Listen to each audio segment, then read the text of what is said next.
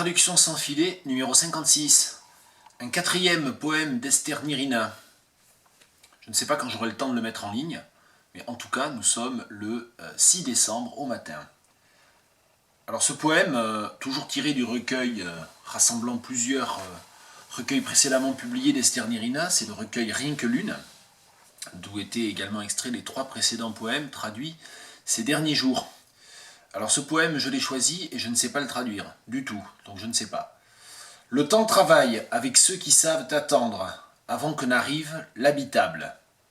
Chaque pierre retrouve enfin des atomes oubliés dans la mémoire du miroir. Alors je vais vous montrer la disposition du poème. Je ne sais pas très bien ce qu'on va voir. Pas grand chose. Voilà, ça y est, ça va marcher. Voilà, alors vous voyez notamment que j'ai, comme beaucoup de gens, un écran de smartphone qui est brisé, enfin qui est fendillé.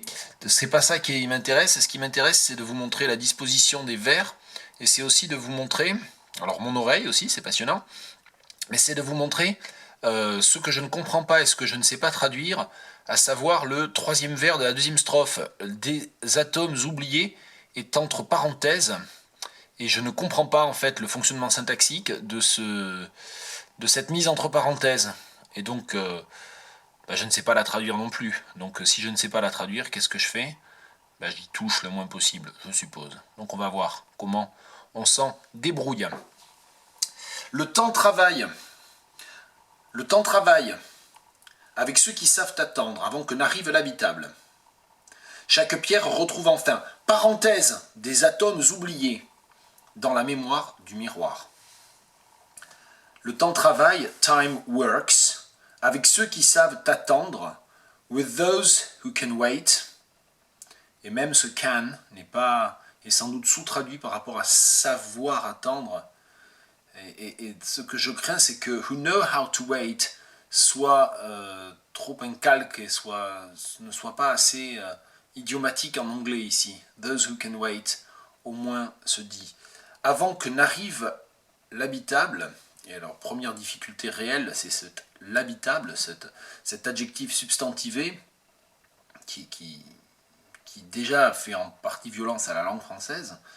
Before, alors il y a aussi l'inversion du sujet et du verbe qui est compliqué. C'est qu'en anglais on dira before the happens, takes place, comes up, je sais pas.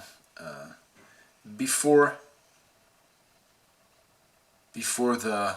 l'habitable. Je ne sais pas. Avant que n'arrive l'habitable. C'est extrêmement compliqué en fait. Before the place where we can live, the livable place, the livable world, before the livable, ouais, je suis tenté quand même d'étouffer avec world, before the livable place happens.